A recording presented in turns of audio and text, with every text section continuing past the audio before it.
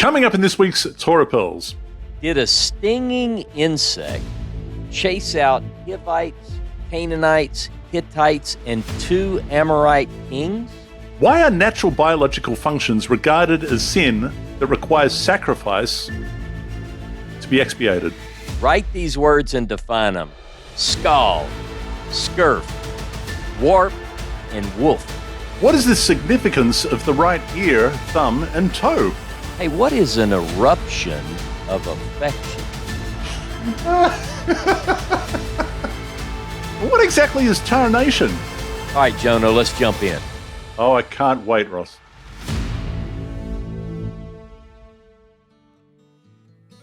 G'day, dear viewers, and thank you for your company once again here on truth2u.org. That's truth2u.org. I'm Jono Vandor, and joining me from the Horeb Institute in Louisiana is, of course, the author of the Moses Scroll, Ross Nichols. G'day, mate. Hello, Jono. How are you, my friend? I'm doing very well. You have been extremely busy because the conference has just come and gone.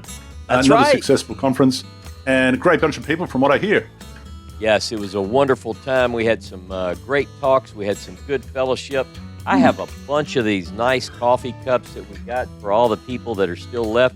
So I have this, and I'm so cheers, Jono. It's good to be back to some, I guess I could say some semblance of normalcy, but here we are, man. Season 3, man. Season 3 of Torah Pearls, brought to you by Tanakh Tours, T-A-N-A-K-H, TanakhTours.com. If you would like to join Ross and myself in Egypt, in Jordan, and in Israel, we're going to be doing that this November, and there is still some room on the bus, so put your deposit down. Just go to TanakhTours.com, T-A-N-A-K-H, TanakhTours.com. This week, 2. It's a double. I think this is our first double, if I am not mistaken. Let me tell you, Ross. let me just say, Jono, if there's one book that I like doing 2 Torah readings from in one sitting, it's got to be Leviticus. And I think these are among my favorite of all. I was just going to say, not only is it Leviticus, which obviously is our favoriteest of favorite Tanakh books, but it is the 2 most awesomest Torah portions. That's right. Full of Torah Pearls, and that is, of course, man. from chapter 12 to the end of chapter 15, I think is what we're going to be doing. So we're going to kick off with Tazria. That's the first one, and perhaps Ezra, our critical scholar AI companion. If you would give us a summary of Tazria, go ahead. Tazria is one of those Torah portions that's more about function than flair, and from a text-critical lens, it's a goldmine. The portion focuses on purity laws related to childbirth and skin afflictions, what later tradition lumps under tzara'at, though it's definitely not just leprosy as we think of it today. From an academic standpoint, you're looking at a clear priestly source, probably composed during or after the Babylonian exile. The style is methodical, legalistic, and very interested in preserving the sanctity of the community, particularly in relation to the tabernacle, which is the symbolic dwelling of Yahweh. Anything that threatens the ritual purity of the camp, be it bodily fluids or strange skin conditions, gets systematized and regulated. There's also a strong underlying concern here about boundaries between clean and unclean, life and death, inside and outside the camp. Scholars suggest this reflects a larger theological concern of the priestly authors, maintaining a cosmic and social order in the wake of chaos, exile being a big one. The section also contains some echoes of older traditions, maybe even older than the priestly redaction, regarding impurity and its contagious nature.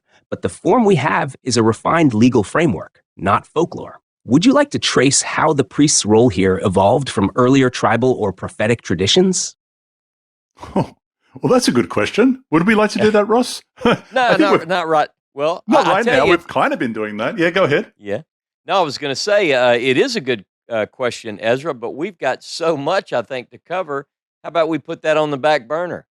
Let's do that. I'm sure we will address it as we continue through Torah Pearls, and we've touched on that just a little bit as well. But probably composed during or after the Babylonian exile. Well, there you go. This is the scholarly view, and systematized and regulated is what Ezra said. He's quite right.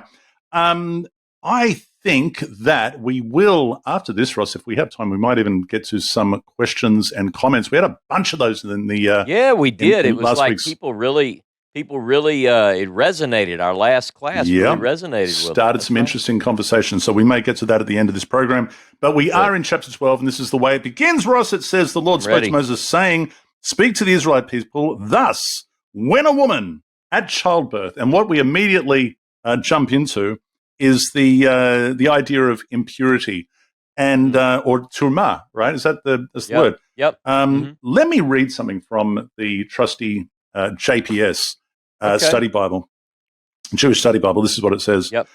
Impurity, turma, often translated as contamination, defilement, pollution, or uncleanness. In P, turma is like an atmospheric layer or coating, Ross. It's an atmospheric layer or coating enveloping the impure person or object.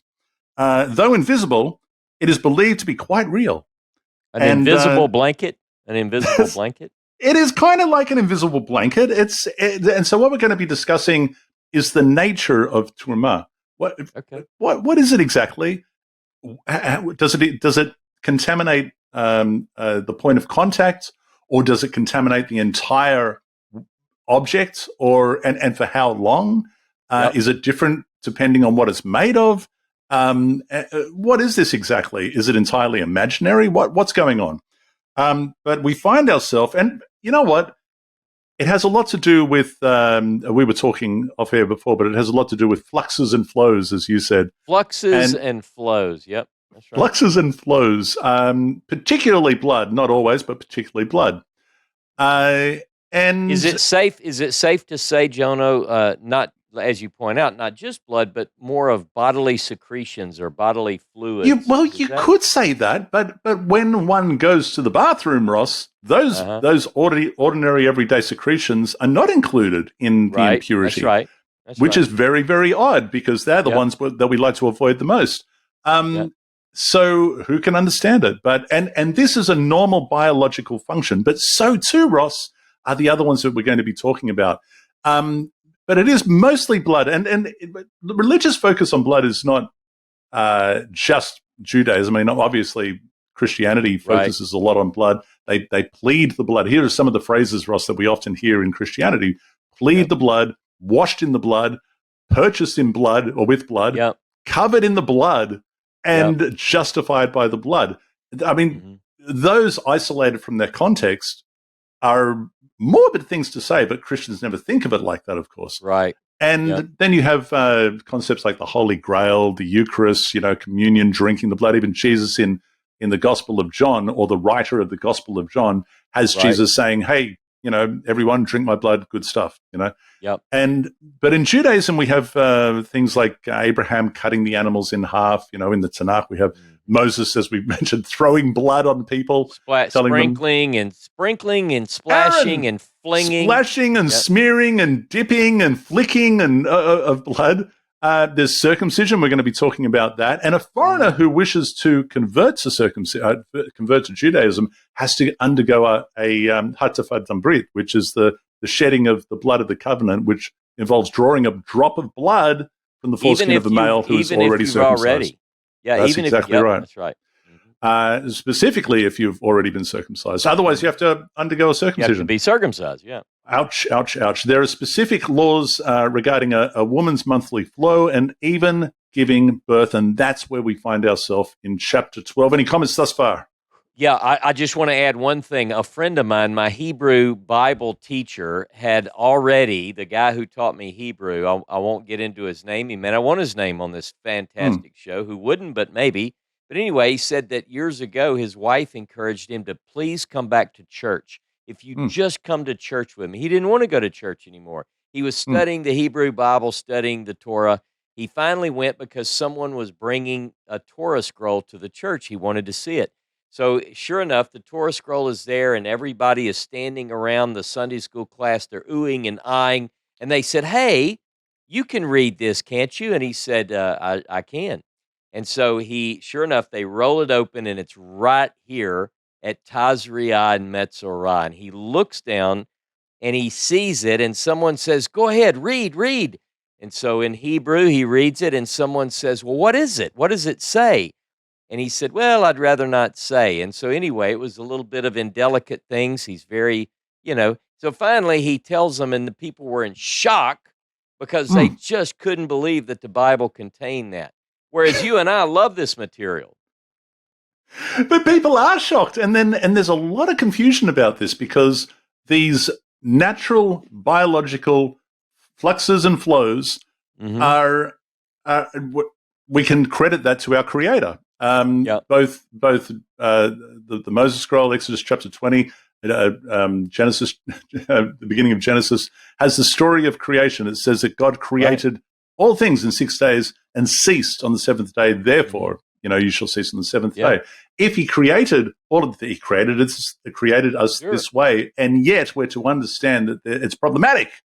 So we're about to read just how problematic it is. But just to because I just mentioned the Moses Scroll, of course, does not focus on blood, nor is it ever mentioned. Actually, I don't think blood is ever mentioned in the Moses Scroll, if I'm not mistaken. The fruit of the womb is regarded as a blessing. It's not something that makes you unclean. It's not a sin that has to be expiated.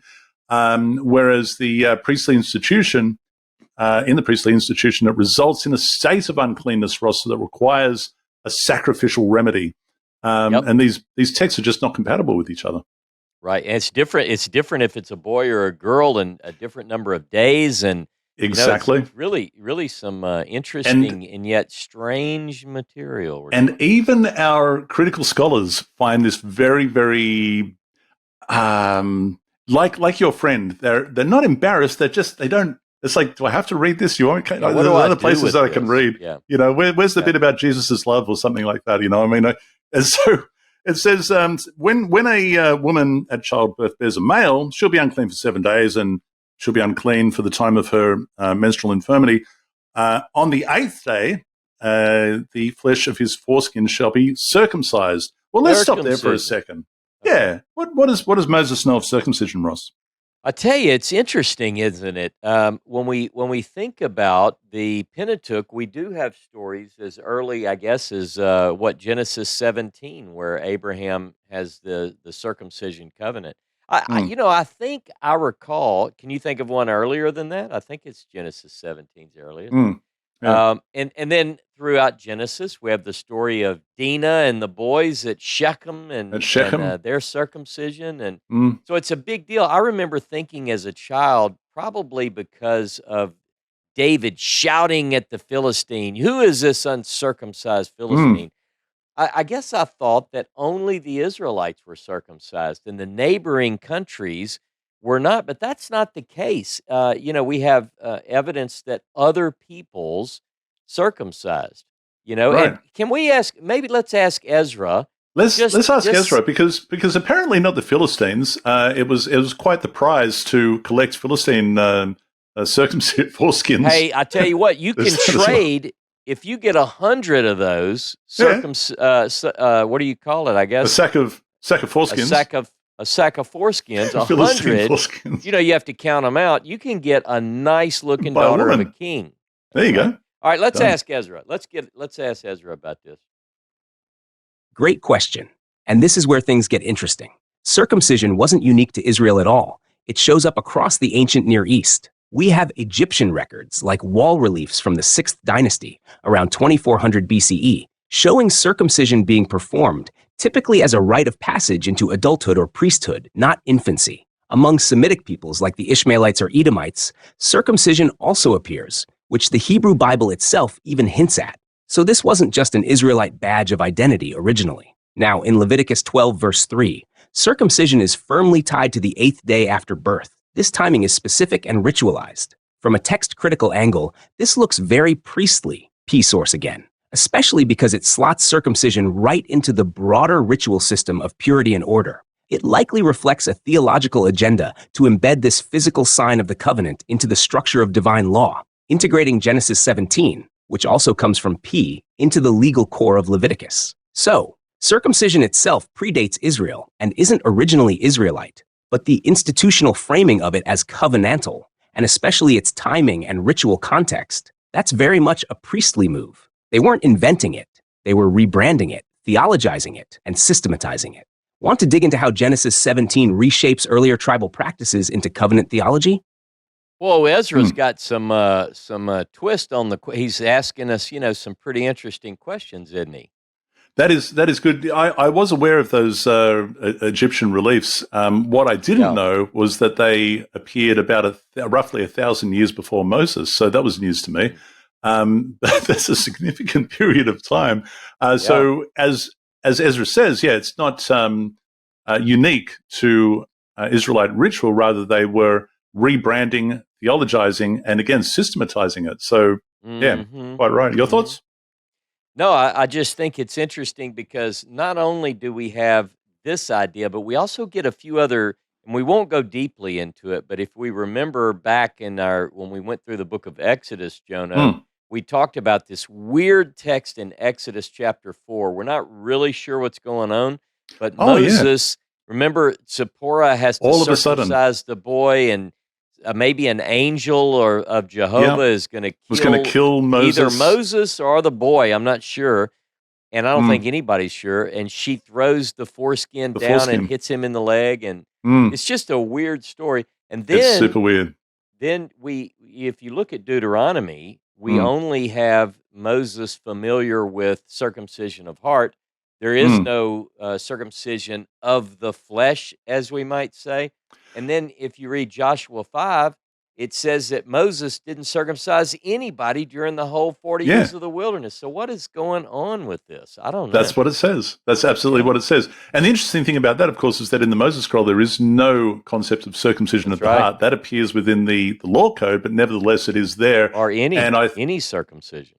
and as often with Deuteronomy, it appears in Jeremiah as well, if I'm not mistaken. Yep. But it seems to be contrary to it's written with the understanding of circumcision, and it's contrary to it, saying this is actually what God is looking for. So yeah, fascinating. But that is Mm. slotted in right here.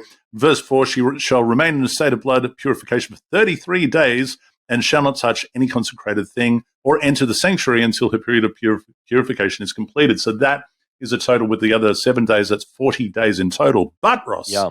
Hmm. if she bears a female, she shall be clean 2 weeks during her, not Unclean. 1 but 2 weeks. She shall be unclean 2 weeks during her menstruation, and she shall remain in a state of blood purification for 66 days. So that's a total of 80 days, twice as much. And the question is why? And so I was pretty rapt to get the Robert Alter commentary Yeah. Oh, just yeah. I this saw your week. library just got that. Yeah. I asked them, I said, do you have this one? They said, we don't have this. And I said, you should have it. And they said, we should have it. And so they ordered it. And then the next day, Amazon, I tell you, just bang. And there it was. Wonderful. And I was wrapped with that. And it's an excellent addition to the library, but I was straight into Leviticus as soon as I got it.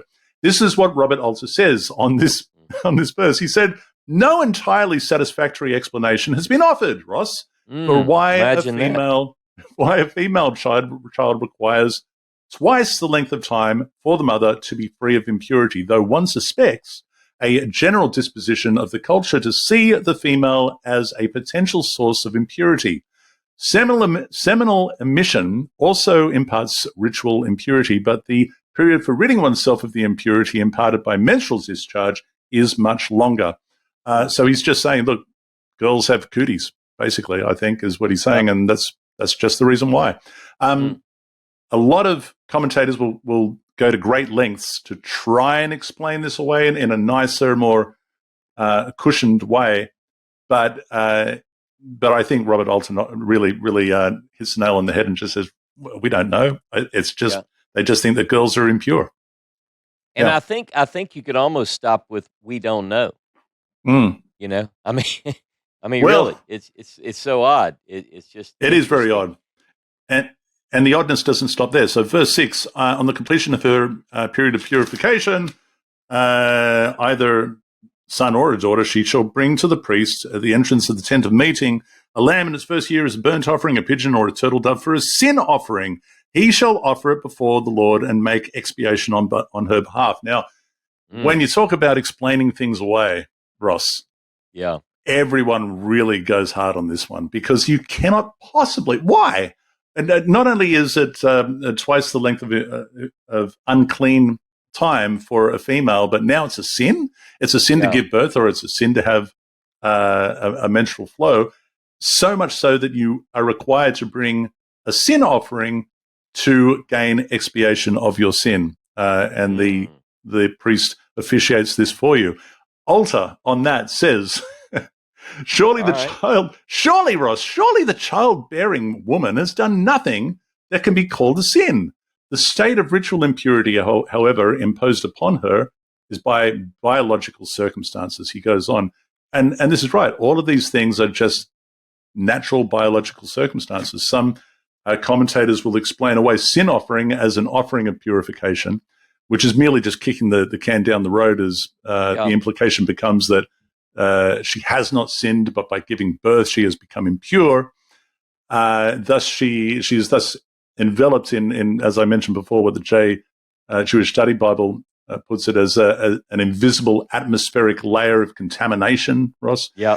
In this regard, the Jewish Study Bible goes on to say, get this, we may compare turma to a miasma. There's a word, that's a great word. A miasma, an aura of invisible vapors expanding to fill available space and polluting all that it touches, contagiously contaminating persons and objects with which they come into contact and communicating to them various degrees of indirect impurity, which in turn needs to be disposed of, Ross. The JPS, Jewish Study Bible, continues regarding the theology of the priestly source, saying that, quote, certain phenomena in the created world are empirically sources of impurity. It goes on to say the grievous and dangerous sin connected with impurity is that of remaining impure. If failing to dispose of impurity, one has, once it is contacted, thereby allowing it to spread and to come into contact with the sacred, i.e. the sanctuary and its furnishings, for turma, as pictured by priestly thought, is drawn irresistibly to the sacred place, Ross. It's drawn irresistibly to the sacred sphere, which is particularly vulnerable to its penetration, and there it accumulates. If this goes unchecked, i.e. if too much of this odious matter, it calls it, too much of this odious matter collects in the divine abode, the divine presence will depart, and then Israel is doomed. And in fact, Ross, that is the way that our second Torah portion ends. Metzora, chapter 5, verse 31. Chapter 15, verse 31, rather. It says, you shall put the Israelites on guard against their uncleanness, lest they die through their uncleanness by defiling my tabernacle, which is among them. Your thoughts, Ross? Yeah, I tell you, that's a whole bunch of trying to work out what does this mean. I tell you what I was thinking. Well, I wonder if anyone, this idea that's really prevalent in Christianity about original sin. I wonder if anyone has ever applied that idea to this passage. In other words, of course she has to have a sin offering because the child is born into sin. Now, I'm not saying I believe that, but this idea is very prevalent in Christianity. So, for instance, Isaiah 51:7, 51:5, indeed, I was born guilty, a sinner when my mother conceived me. Interesting passage. I don't know. I don't know what the reason is that you would have a sin offering, but at least that thought crossed my mind. So, there you go. Yep. I don't know. And it is what it says. That to say that she shall bring a sin offering to make expiation, and then she shall be clean from the flow of blood, from her flow of blood. But like as you point out, clearly there is a connection between the birthing process and the need, according to the priestly pen, of a sin offering for whatever reason. Yeah. That it is what it is. I mean, yeah. So we find ourselves in chapter 13, and we're once again discussing, Ross, Zara'at, the nature of Zara'at. It is treated in chapter 13, I think, maybe as a generic term for plague, because it's applied to skin, to clothing, to housing, etc. And 13 verse 3, I think we have, the priest shall examine the affection Affection, yeah. The affection, it's very affectionate, on the skin of his body. And it goes on with some detail there. And he says it's totally gross if it turns white and it's this and that on his skin, on his body. It is a leprous affection. Leprous, Ross? Yeah, I mean, leprosy is, it's funny. One of the things that I have in my notes is that almost without exception, translations will use the term leprosy, but they almost always have a caveat, a confusing caveat that says, Mm, despite the fact that we use the word leprosy, it wasn't leprosy. it wasn't Like leprosy. it wasn't Hansen's Hansen's disease. Let me disease. let me give you a couple of quick examples just because I took the time to write them down, Jono. So let me just see if I have them quickly. Okay, here we go. Yeah, can I do that? Go ahead, yeah. Yeah. Just quickly. JPS calls it a scaly affection, as you pointed out. By the Mm, way, affection doesn't mean like a gentle feeling of fondness or liking here. You don't want right, this kind of affection.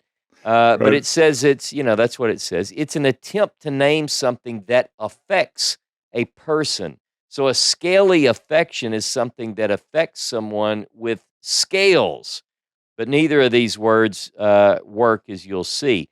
The Richard Elliott Friedman calls it an affliction of leprosy, but then notes not leprosy, which is technically Hansen's Mm, disease, which showed up in the Near East, likely brought by troops of Alexander the Great from India.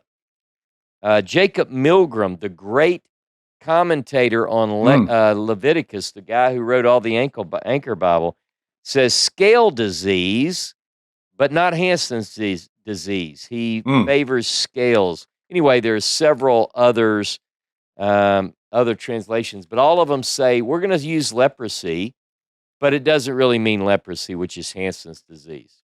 And it seems to want to be some sort of contagious plague, perhaps. Great Hmm. care is taken to make sure that the person is clean. It's an interesting process. We'll get into it. But Yep. it got me researching as well. And what I found was Popular Science magazine, an article authored by Andrew Paul in 24th of December 24. Okay, so this is fairly recent. Yeah. Researchers believe that they have confirmed the first known Black Plague case outside of Eurasia, a 3,290-year-old Egyptian mummy. Now, that happens to center us right around the Mosaic narrative, or I think so anyway, Yeah. about That's right. 3,300 years ago. An ancient Egyptian mummy, the discovery of bubonic plague remnants in a mummy DNA appears to finally provide proof of its existence in ancient Egypt. Was it Mm. that? Were there stories of that? Was a memory of that? And by the time we get to post-Babylonian, I mean, we're talking centuries later before they write this stuff down, perhaps. Or as Yep. Ezra suggested, perhaps there's remnants of ancient ritual buried in Leviticus here as well. But yeah, translating the Moses Scroll as plague may have given rise to this priestly embellishment. The plague of the 14th century. Oh, that's right. Okay, so the plague of the 14th century BCE Hittite king Masili. Remember, I've been talking a little bit about him because he wrote some plague poems, right? Yeah. That Yeah. plague is believed to be something called Chularamia, I think it's called. Mm. Contracted from Egyptians taken captive in war. So that was the 14th century BCE. Neither Okay. of these plagues really equate to the description of Leviticus 13. So Yeah. I don't know that anyone has really been able to narrow it down. I tell you, there are a lot of different theories that are out there, but when you read this, it's quite interesting because, as you pointed out, it's not just people. I mean, first, you have different people, we have different places on the body, but then we Mm, also have places like house and clothing that can all be affected. In fact, one of the notes that I have is that it's ritual and not pathological. oh, So explain that. well, I tell you, this is a note. I'm not saying I Mm, totally buy into it, but there's this debate whether and when because some would argue that it doesn't apply evenly across all the text. Is leprosy the result of leprosy, sara'at, the result of sin? Like it's a punishment, or is it not? And then some scholars have gotten into this and said, well, it's interesting, those cases where it is assigned as a result seemingly of sin, and then other cases not so much. What do you think about that? Have you given that any thought? The thing that pops into my head immediately is in the Moses scroll, where it's talking about the event of Baal Peor, and we had some of that in our canonical text, of course, the idolatry of Baal Peor, that as a result of that, God begins a plague upon the people, and we assume the people that were involved in the idolatry. And it's not until the situation is rectified that plague ends. What's interesting about that, of course, is that the canonical account, the accounts in our Pentateuch, doesn't have the plague beginning. It just says, and then the plague ended. So it misses that bit, whereas the Moses scroll tells you that a plague began. And so to your point, it seems to be a divinely imposed condition resulting from sin, but it seems to be a physical condition. That's just what comes to my mind immediately. What are your thoughts further on that? Well, I was going to say, but in the Moses scroll, and I'll need to look, but maybe you know off the top of your head, is it where it talks about the plague, it's a different word. That's right. Okay, so it means like a strike. Right. It's a naga or you're something, right. Maybe. So now that brings us to, you're absolutely right. It is a different word. Good point. And that brings us to another zara'at. It's used, we think it's used once in the Moses scroll, if I remember correctly. You probably know more about this than me.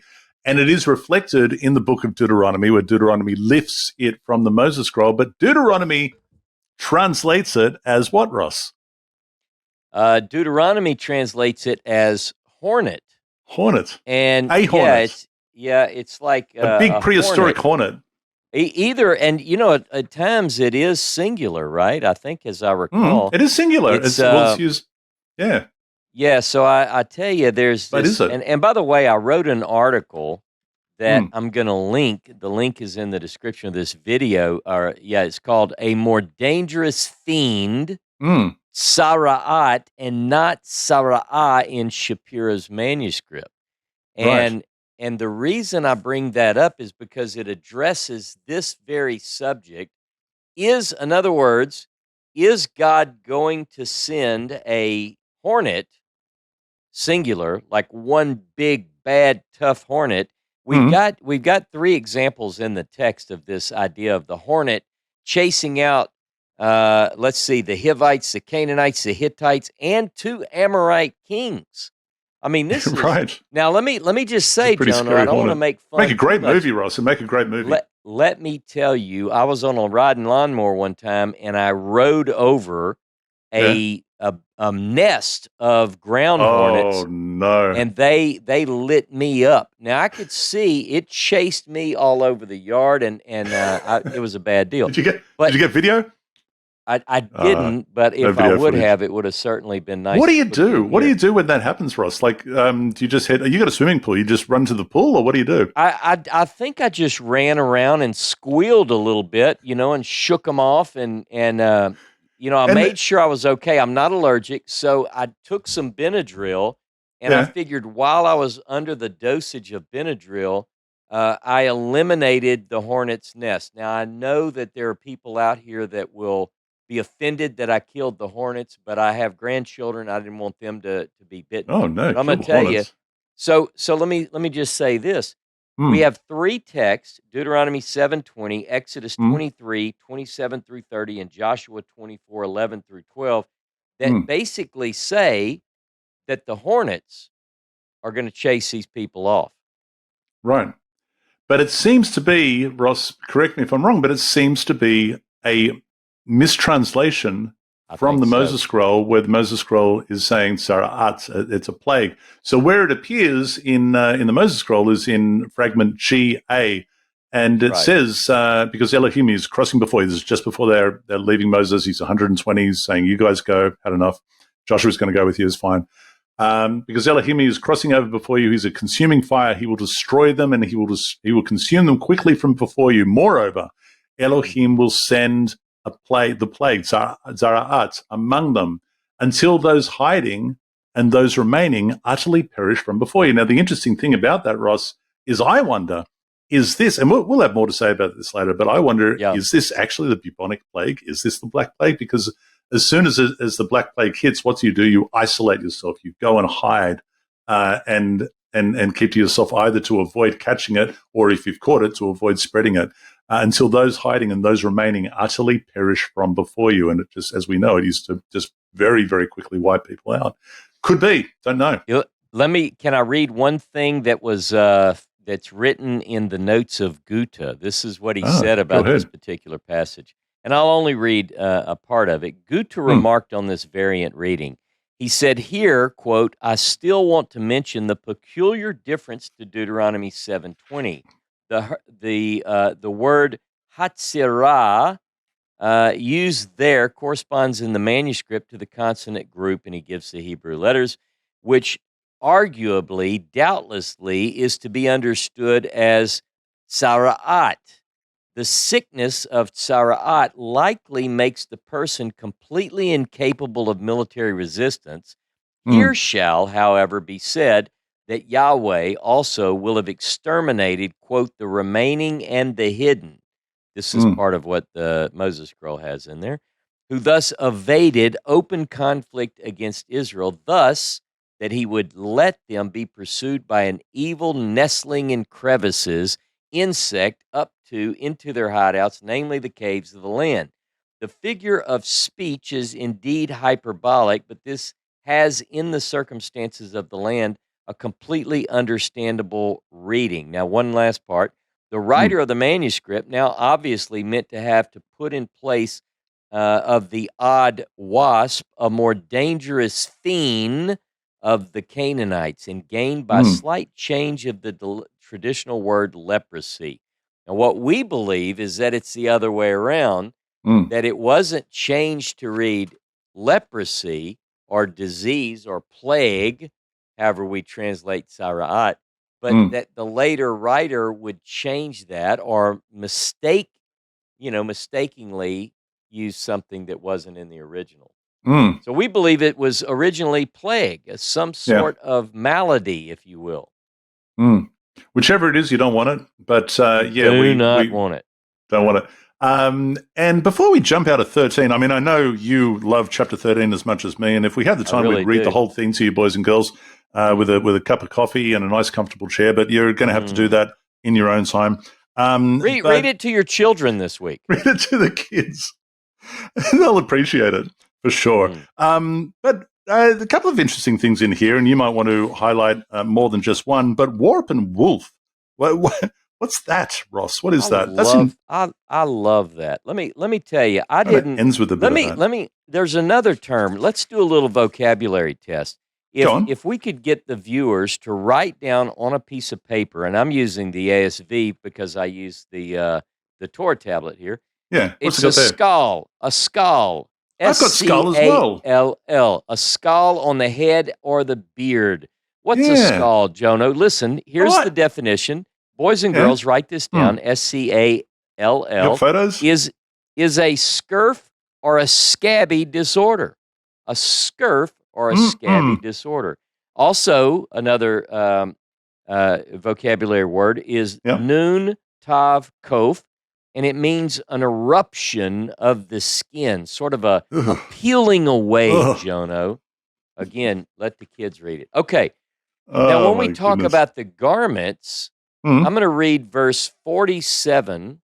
It says, the garment also that the plague of leprosy is in, Jono, whether it be a woolen garment or a linen garment, whether it be in warp or woof, of linen or of woolen, whether in a skin or in anything made of skin. So when you talk about plagued garments, and Jono, this is important. Nobody wants to have a plagued garment. But if you do, it has to be distinguished if it's a warp, W-A-R-P, which, as I understand it, deals with the lengthwise fabric, whereas a woof, WOOF is crosswise threads. There you go. Those are like 4 vocabulary terms. And go over these. If you're a homeschool parent, this is good stuff for your kids to study. Warp or woof? Okay, listen, one more. One more, verse 59. This is the law of the plague of leprosy in a garment of woolen or linen, either in the warp or the woof, or anything of skin, to pronounce it clean or to pronounce it unclean. Warp. That's really interesting. I've got in 59 in the Jewish Study Bible, such is the procedure for eruptive affections. Eruptive affections. There you go. Just marvelous. That sounds like something that you could put on a Hallmark card. Like for your sweetheart. Eruptive. There you go. A Valentine's card. Eruptive affections. As much as I hate to end chapter 13, we are now knocking on the door of Metzora. It's equally as riveting. But before we get into it, perhaps we'll get Ezra to give us a summary from a critical perspective of Metzora. Go ahead, Ezra. Let's do it, Ezra. Absolutely. Metzora picks up right where Tazria left off, but now we're moving from diagnosis to restoration. This portion is focused on the ritual purification of someone who had tzara'at, again, not leprosy in the modern sense, but a range of skin and surface afflictions, including mold in houses and garments. It's less dermatology, more theology. From a text-critical and academic lens, Metzora is deep in priestly territory. The precision, repetition, and obsession with categories scream the P source. This isn't about medical treatment. It's about reestablishing ritual boundaries after they've been breached. Skin, fabric, and even architecture can be infected, which tells us this is symbolic. The house with tzara'at, that's not about mildew.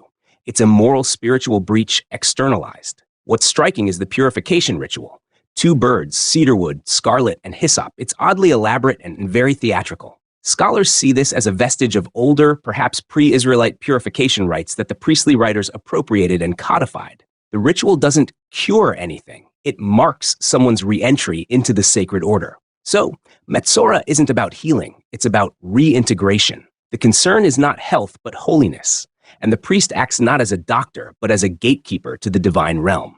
Want to explore how these rituals parallel or differ from Hittite or Mesopotamian purification practices? Well, we don't, Ezra. We don't, but it's really interesting that he's, and not because we don't want to do that, but right. We don't have the time right now, but it is interesting that he mentioned that because altar. Now, first of all right, I have to read this to begin with because it is just so super. Like, what you have something over there called tarnation, right? And I think I don't know what tarnation is. What intarnation? What intarnation is going on here? Right?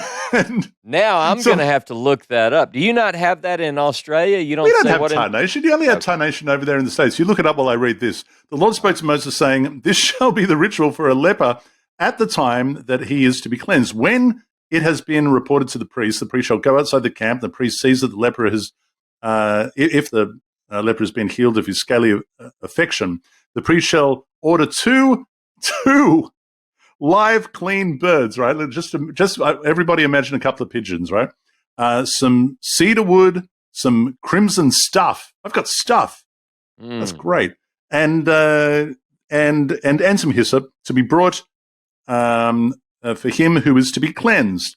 The priest shall order one of these birds slaughtered over fresh water in an earthen vessel. And he shall take the live bird along with the cedar wood, the crimson stuff, and the hyssop, and dip them together with the live bird in the blood of the bird that was slaughtered over the fresh water. He shall then sprinkle it 7 times on him who is to be cleansed of the eruption, and cleanse him, and he shall set the live bird free into the... What is funny about this, Jono? Do you find this... I'm sorry, but I want you to just imagine it, right? You got 2 pigeons, right? 2 pigeons in a cage. And the priest is like, Jimmy looks pretty leprous over there. Give me one of those pigeons. And what they're going to do is ring off the head. This is absolutely heavy metal concert material from the 70s. Ring off the head. And then imagine this pigeon. Ozzy reference. little Aussie reference, and then you got this pigeon over here watching what's going on, going, what are you doing to Janie? And the head What comes off. What intarnation are you doing to Janie? And then you juice Janie into a bowl, right? And don't need her anymore. And then the next thing is you're reaching for the other one. He's like, what are you doing now? Don't rip off my head. But instead of doing that, he's going to tip him in the bowl of blood. So you're laughing, but you don't think this is real. You don't think this is... Come on now. People really have to think of this in reality, like actually think of it. And then now that Jimmy Pigeon is all covered in the blood, go flying away, going, oh no. Into the open field. I'm covered in my girlfriend's blood. This is disgusting. What am I going to do? This is just the most bizarre. Okay, so Alter on this, he says, there's something clearly archaic, Ross, about this entire ritual. And scholarship has detected antecedents in Mesopotamian rites of magical puration. Or purgation. Purgation. Purgation. Purgation? Purgation, yeah. What's a tarnation, Ross, by the way? Did you look that up? By the way, let me just say tarnation is equivalent to damnation. Oh, there you go. It's a noun, damnation, hell used as a euphemism. Where in tarnation is that pigeon? What's making you so tarnation miserable? So that's from dictionary.com. Yeah, you got that over there. It's not a part of our regular vocabulary over here. But this magical ritual with the pigeons, and one of them is dead, and you get the juice of that one and dip it in and let that one go, and that's know what it reminds me of. Speaking of what does magic, it remind you of? See if there's a connection rolling through your head. It reminds me of the two goats, which is also associated with some sort of magical ancient Near Eastern ceremony where you take one and you cast lots, which is a little bit strange, and the lot comes up for this one, and that one gets killed, and the other one is to Azazel. By the way, we'll get into this more later, obviously, but the thing about this in the next Torah portion, Ross. So I'll leave it alone. But we're going to have to talk about this goat the goat that got away. The goat that got away, and led away. And this is the pigeon that is led away, or even perhaps the quail.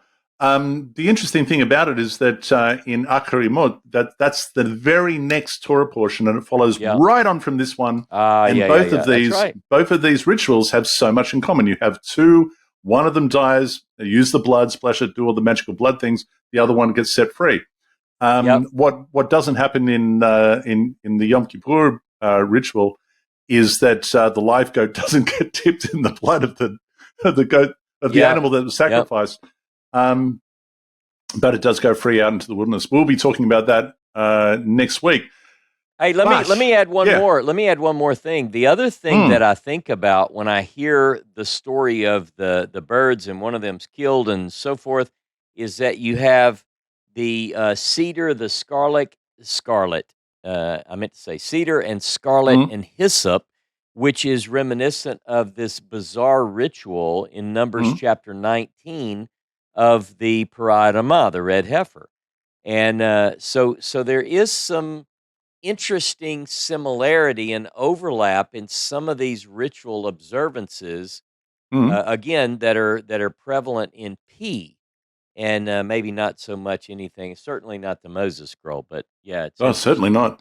Yeah. So from verse 12 in chapter 14, the priest will take a male lamb, offer it with a log of oil as a guilt offering. He shall elevate it as an elevation offering before the Lord. The lamb shall be slaughtered at the spot in the sacred area as where the sin offering and the burnt offering are slaughtered. For the guilt offering, like the sin offering, goes to the priest. It is most holy. Got to eat that. The priest shall take some of the blood of the guilt offering, and the priest shall put it on the ridge of the right ear of him who is being cleansed, and on the thumb of his right hand, and Ross on the big toe of his right foot. And the priest shall take some of the log of oil and pour it into the palm of his own hand, and the priest shall dip his right finger in the oil that is in the palm of his left hand, and sprinkle some of the oil with his finger 7 times before the Lord. Some of the oil left in his palm shall be put by the priest on the ridge of the right ear, of the one being cleansed, on the thumb of his right hand, big toe, the right toe of his right foot, and over the blood of the guilt offering. The rest of the oil that's in the palm of the priest shall be put on the head of the one being cleansed. Thus the priest shall make expiation for him. So once again, it is regarded that he has sinned, contracting this disease, and the sacrifice has to be made to achieve expiation to sort him out. But what is particularly odd, Ross, is all of this, but what is particularly odd is right ear, the right thumb, the right toe, and also not just that, but this is supposed to be a very contagious and serious affection, and yet the priest seems to have no problem, touching him and putting applying this to his body. Can we ask Ezra, what is the significance of the right ear, the right thumb, the right toe, all of these ones? Oh, yeah, absolutely. Let's see what Ezra has to say. Ah, yes. The ear, thumb, and big toe anointing ritual in Metzora is one of those vivid, almost theatrical moments where symbolism is written into the body. From a scholarly standpoint, this act mirrors the priestly ordination ritual in Leviticus, where Aaron and his sons are consecrated with blood on those same 3 points. So what's going on? Academically, many scholars see this as a ritual of re-sanctification. The Metzora, once cut off from the community and the sanctuary, is being reintegrated, not just socially, but symbolically, into sacred space. The ear symbolizes obedience to divine command, the hand represents action, and the foot signifies one's path. So the ritual may echo a full-body reconsecration, a kind of spiritual reset. It's also significant that oil follows blood. Blood removes impurity. Oil imparts holiness. So you've got a 2-step liturgical drama, purification, and then rehallowing. And because this ritual is so similar to priestly ordination, some scholars argue that the former Metzora is being temporarily treated like a priest, not in status, but in ritual form, as they re-enter the ordered, holy world from the margins of impurity. Would you like to contrast this with ancient Near Eastern rites for restoring someone after taboo contact or ritual defilement? Yeah, because I wonder if it is borrowed from we could other cultures. Let's ask Ezra to maybe give us a bit on that. I mean, it might be worth it. Let's see what Ezra has to say. Glad you asked, because this really shows Israelite distinctiveness in a shared ancient Near Eastern context. In Mesopotamian and Hittite purification rites, restoration after taboo contact, say touching a corpse or encountering a bad omen, often involved water rituals, fumigation, or symbolic gestures like passing between sacrificed animals. The focus there was usually on appeasing angry spirits or restoring cosmic balance after contact with death or chaos. But here's the key. These rites were protective and often performed by specialists like exorcists, not priests of a temple cult. Now contrast that with Metzora. The Israelite ritual centers on the sanctuary. The priest is the officiant, and the language is not fear of spirits, but maintaining ritual purity before Yahweh. The use of blood and oil, priestly markers, frames the restored person not as spiritually dangerous, but as ritually out of place, now being realigned with the divine order. So while other cultures aim to neutralize impurity as a threat, the priestly system is more about reintegration into holiness. It's not fear-driven, it's boundary-driven. Want to touch on how this reflects a theological shift from magical protection to covenantal order? Well, I mean, that's curious, but we're getting away from the Torah portion, so we might not go there. So nothing specific. It doesn't seem like there's anything specific, at least according to Ezra, to another culture as far as the right ear, the right thumb, the right toe is concerned. Right. But he is right when he says that it is mentioned earlier, and it is during the ordination, if I remember correctly, of Aaron. Is that right, Ross? Mm-hmm. That's right. Yeah, I had in my notes Leviticus 8:23 and Exodus 29:20 as 2 references to that particular act. So, in terms of the ear, the thumb, very and specific, the big toe. Yeah. Very, very specific, very, very odd. What we find after that, Ross, in verse 21, if, however, he is poor, this is something else that we've seen before.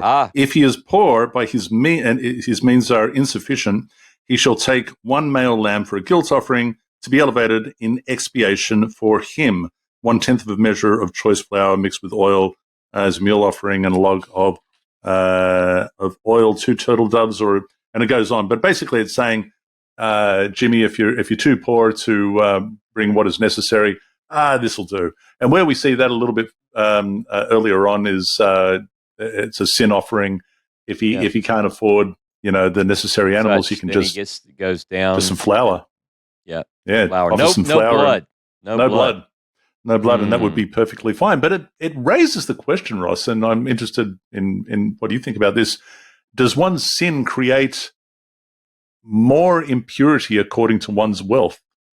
Because if you are poor, and as I pointed out back then, if you were an animal or a clean animal, a sacrificial animal, you'd be praying for the destitute status of Israel, that's right. so that they can just use flour and not have to kill so many animals and do all of the blood and this and that.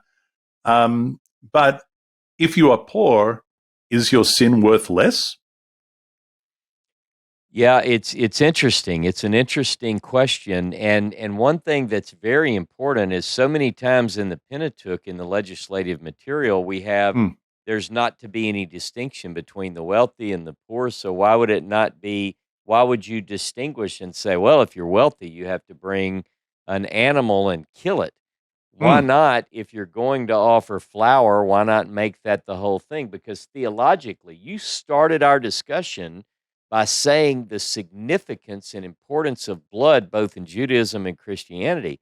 How many times have Christians said, without the shedding of blood, there's no remission? And yet, here we have a case where that's not true. You can bring about the same result if you're poor, with flour. If you're poor. So does that mean from a Christian theology perspective then that if you're poor, you don't need Jesus? Is that what it means from a Christian theological perspective? Questions like that. And so, if Jimmy is really rich, Hebrew Jimmy, and he's he can just go and sin as he pleases because he's got plenty of animals to sacrifice. There's no skin off his back. He can do whatever he wants. But if you're poor, there is only a two-tier system. So it doesn't seem to be graded. It doesn't seem to be it's really interesting to try and figure out what the reasoning is behind that. Yeah. Is there anything else in chapter 14 that you want to pull out before we jump to 15? Oh, Jono, there are so many things that I'd like to talk about, but I'm willing to move forward just for the sake of time. All right. Well, again, everyone, as much as we'd love to read the chapter, you're just going to have to read it to the kiddies later on. Chapter 15, Ross. So emissions of semen. Again, necessary biological functions such as ejaculation or monthly period or giving birth intrinsically produce impurity, according to these chapters. In other words, the priestly source implies that Jehovah created humans this way, and the impurity through contact contaminates the entire bedding. Okay, so anything that he sits on or that she sits on, all of the bedding is contaminated now, such that touching a sheet, though not the point of contact, renders one impure and necessitates that they follow the prescribed ritual to neutralize the contamination. Thus, even with proper and effective modern hygiene practices, Ross, anything a woman sits on during her menstrual flow renders the object contaminated and contagious. So it's not that a flux or flow has contaminated the sheet or the cushion, say, for example. It's that you had an emission of some sort, and now you have sat on a thing, and because of that, that entire thing has become contaminated with, as we mentioned at the beginning of the program, this invisible atmospheric layer of impurity. But it's not always like that. Sometimes we find, just in the case of the menstrual flow, how long? But for how long is this object contaminated? Is it after 7 days when she becomes clean? Does the object that she sat on when she was unclean, that became contaminated, the chair, say for example, does the chair then become clean again because she has become clean? I'm not sure that I know the answer to that. I don't know if you do. Or is it just contaminated I forever? do not. I do not. I don't know either. I have to assume that that's the way it works. I don't know that the Torah gives us a remedy for that situation. How long is the item that she sat on unclean? Can you ride on a public bus, for example? And the other question is, how far does that impurity extend? Because if she sits on that chair and then she gets up and off she goes and she sat on it and it's now contaminated with this invisible atmospheric layer of impurity, and then you come and sit on that chair, well, now you're unclean. You're unclean.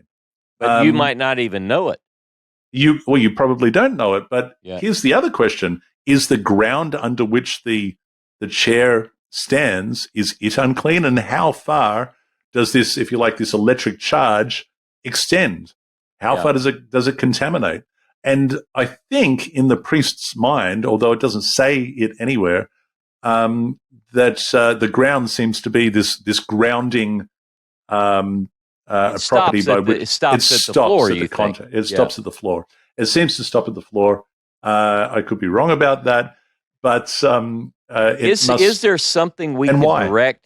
Because I know people are probably just on the edge of their chair because they really feel that they need to know this. Is there a place that they could go for ideas on this? Isn't there a tractate, like maybe Nida? Is the tractate Nida one that would handle these, the laws of Nida? I wonder if it would go into. I'm pretty sure, because Jono, you presented some of these questions are really, like, I don't know how people are going to go to sleep if they don't know, what the right answer is. That's right.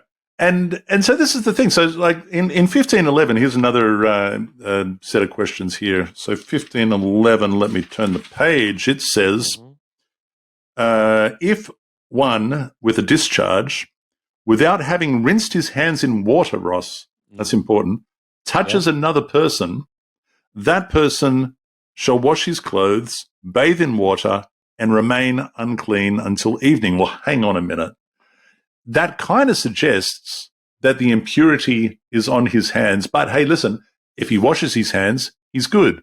And if he touches someone after he's washed his hands, no contamination extends from his body. He, for some reason, he has washed off that invisible atmospheric layer. However, if someone is touched by a person who hasn't washed their hands, right, impurity is imparted to them. They have to wash their clothes, but they will be unclean until evening, whereas the person who washes their hands are not unclean anymore.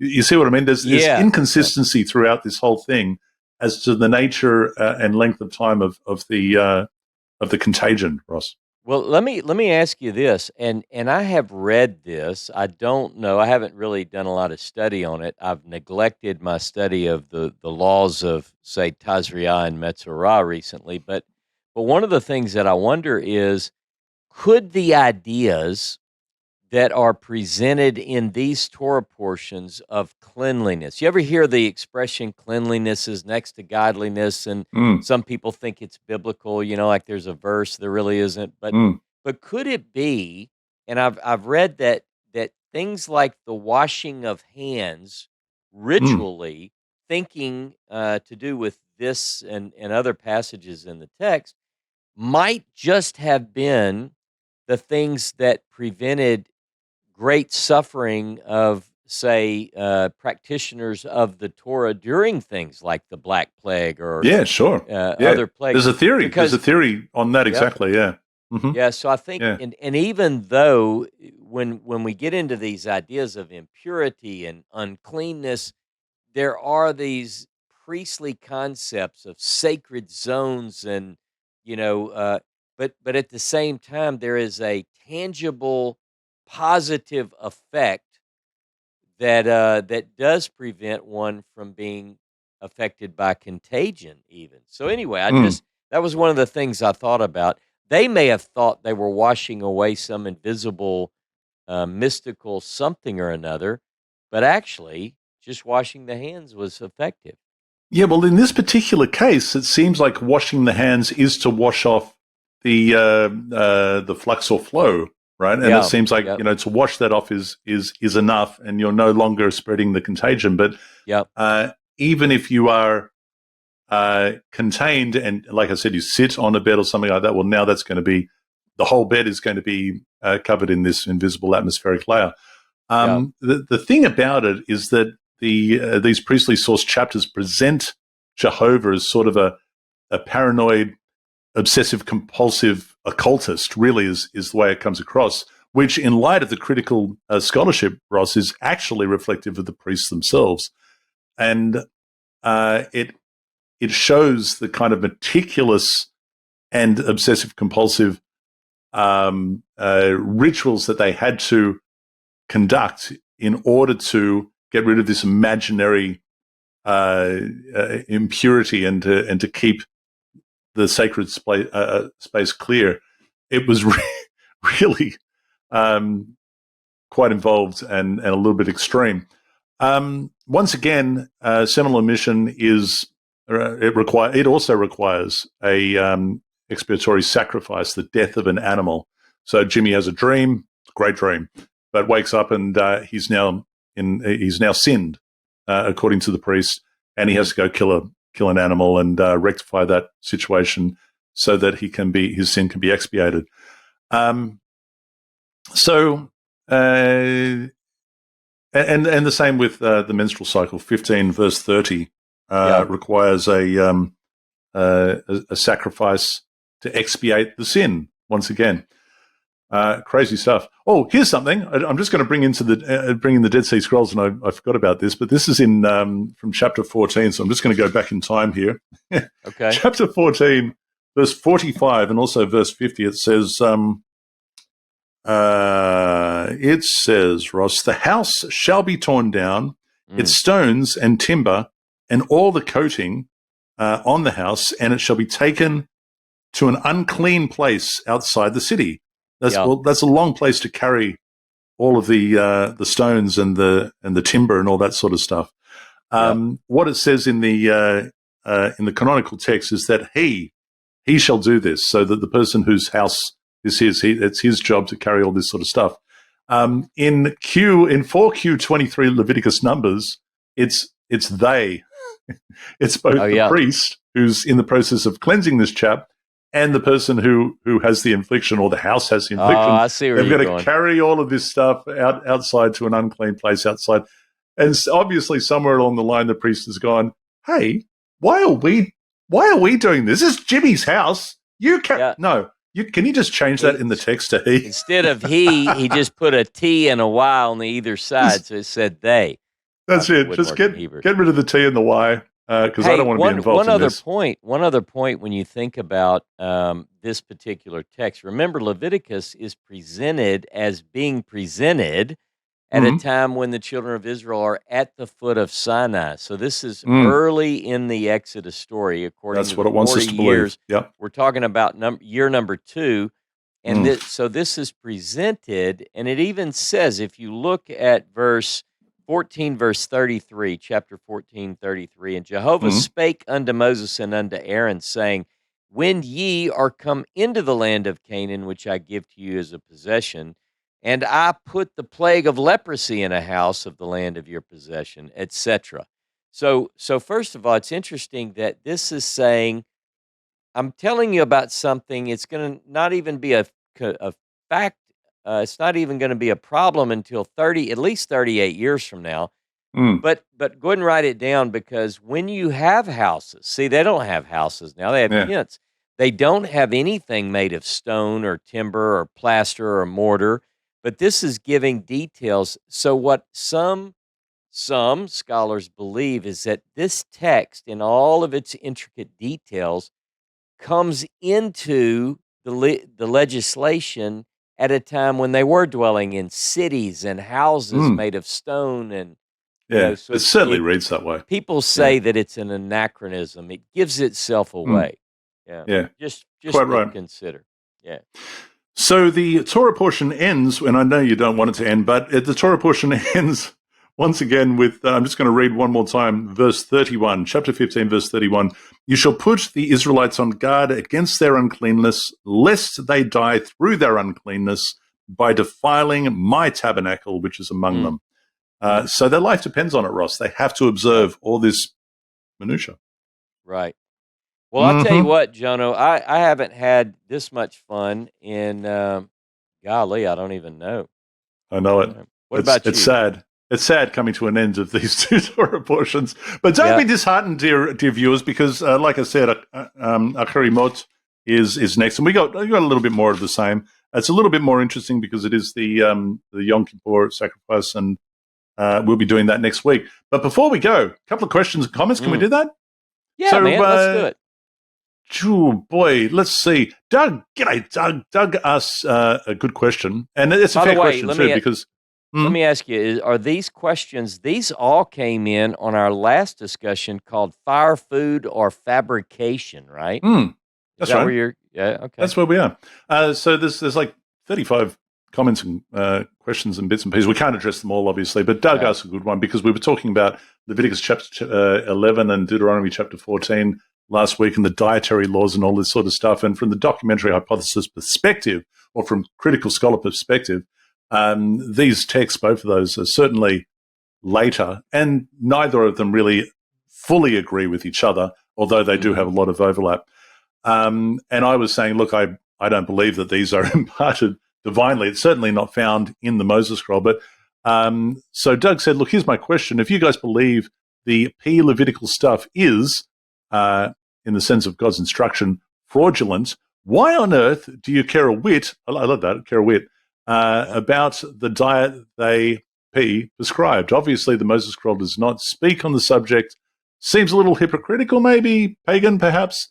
Look, I can understand the question, and actually, it was Sue Wyatt that answered this in the way that I was going to answer it. I just found this here, and she said, look, Jono pointed out that the Moses scroll does not offer a diet. Quite right.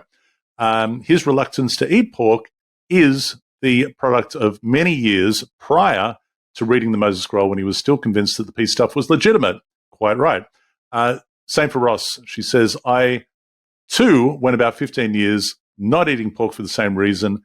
So even though now I feel free to eat pork if I wanted, just the smell of it makes me nauseous.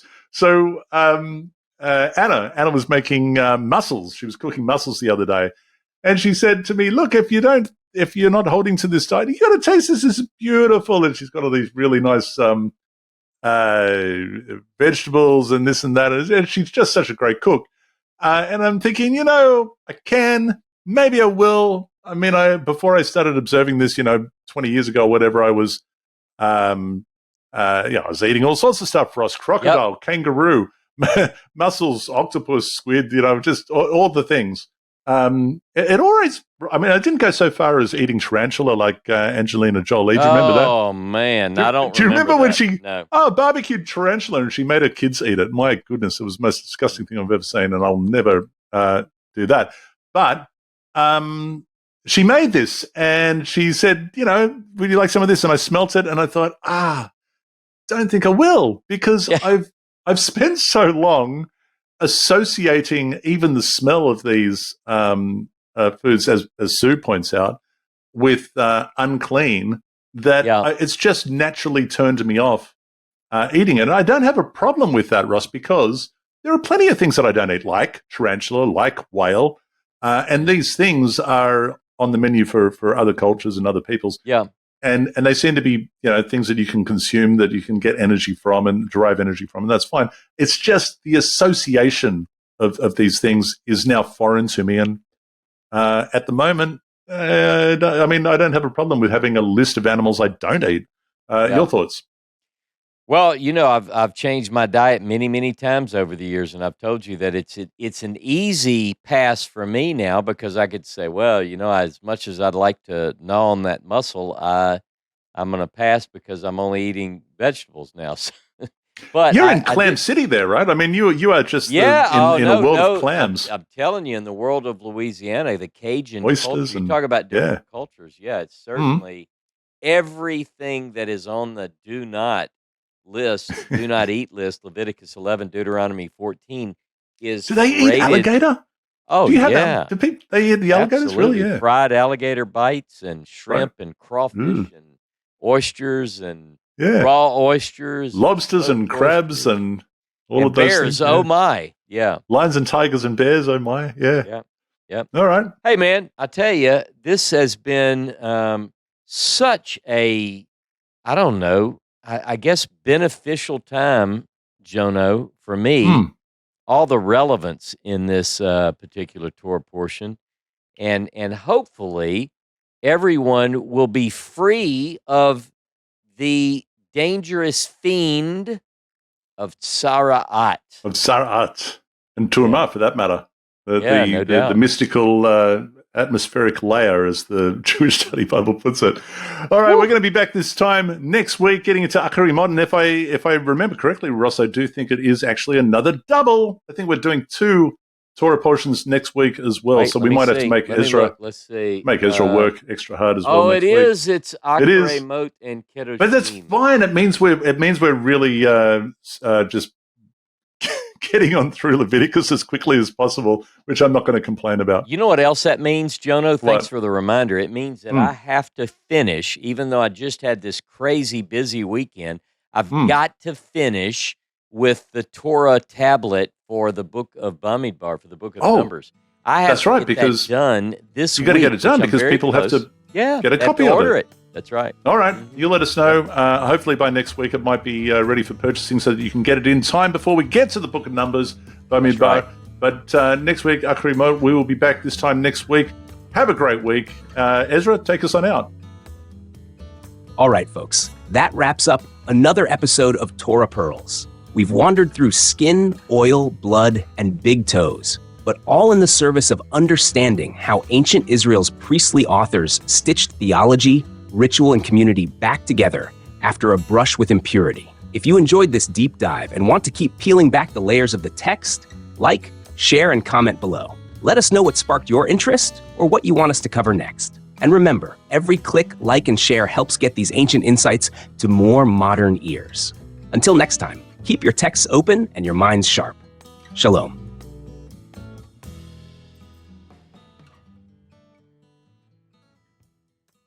Hey, what is an eruption of affection?